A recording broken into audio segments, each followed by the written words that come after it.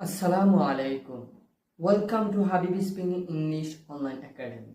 আজকের ভিডিওতে আমরা শিখব খুবই গুরুত্বপূর্ণ একটি ইংলিশ ওয়ার্ড নিড। নিড শব্দটি সঠিক ব্যবহার জানলে আপনি দৈনন্দিন জীবনের কথাগুলো খুব সহজে ইংরেজিতে বলতে পারবেন। So let's start. What does need mean? প্রথমে জেনে নিই নিড মানে কি।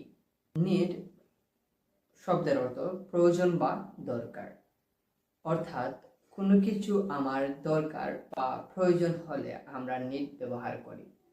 যেমন আই নিড এ পেন, আমার একটি কলম দরকার। আই নিড ওয়াটার, আমার পানি দরকার। আই নিড স্লিপ, আমার ঘুমানো দরকার। খুব সহজ, তাই না? Using need. এখন দেখুন আমরা কিভাবে নিড ব্যবহার করি। নিড, আই নিড ওয়াটার, আমার পানি দরকার। আই নিড এ পেন, আমার একটি কলম দরকার। আই নিড স্লিপ, আমার ঘুমানো দরকার।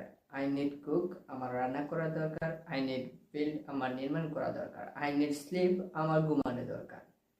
আই নিড হেল্প, আমার সাহায্য করা দরকার।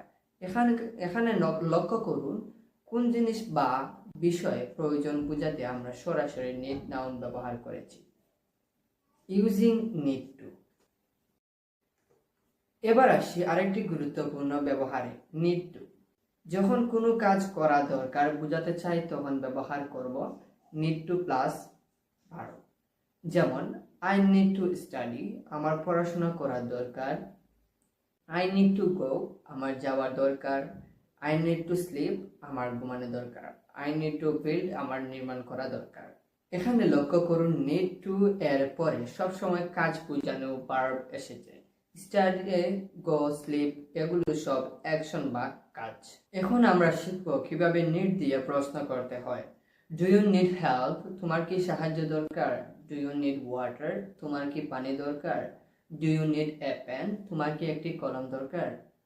আপনি চাইলে এই প্রশ্নগুলোর উত্তর খুব সহজেই দিতে পারেন। Yes, I need help. আজকের পুরো বিষয়টি একবার খুব দ্রুত রিভিউ করি।